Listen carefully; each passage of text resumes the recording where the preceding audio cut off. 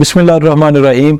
उस कौम को शमशीर की हाजत नहीं रहती हो जिसके जवानों की खुद ही सूरत फौलाद। अस्सलाम वालेकुम दोस्तों, प्रोफेसर हकीम अली विकास आपकी खिदमत में हाजिर है।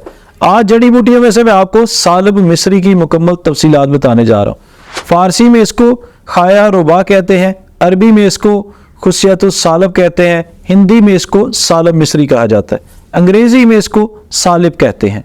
सालब मिस्री की कई इकसाम हैं। ये एक पहाड़ी बूटी की जड़ है जो सुरंजा से छोटी या बड़ी होती है। इसकी बू मादा मनी जैसी होती है। इसका रंग सफ़ेद जर्दी माइल होता है। इसका तना 1 से 3 फुट तक मोटा होता है। इसका मिजाज दूसरे दर्जे में गर्म है। इसके मुसले आबे कासनी और सकंजबीन है। इसकी मिकदार खुराक 3 ग्राम से 5 ग्राम तक है। सालब मिस्री ईरान, अफगानिस्तान, रोम, मिस्र और देहरादून में पाई जाती है। अब आपको इसके इस्तेमाल तफसील के साथ बताऊंगा।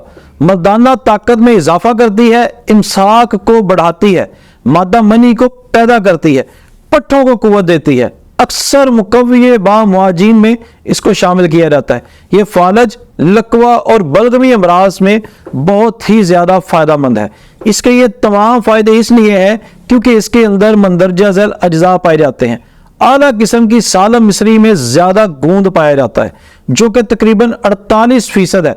इसमें सफ़ेद जौहर 28%, शक्कर 1%, राख 2%, इसके अलावा फास्फेट, क्लोराइड, पोटाशियम, कैल्शियम और अल्ब्यूमिन वगैरह पाए जाते हैं। अब सालब मिस्री से तैयार किया जाने वाला एक नुस्खा आपको बताऊंगा जो मर्दाना कमजोरी में बहुत फ़ायदेमंद है। सालब मिस्री, गोखरू, सत्तावर, असगंध नागोरी, तमाम अदविया 50-50 ग्राम लेकर पीस लें।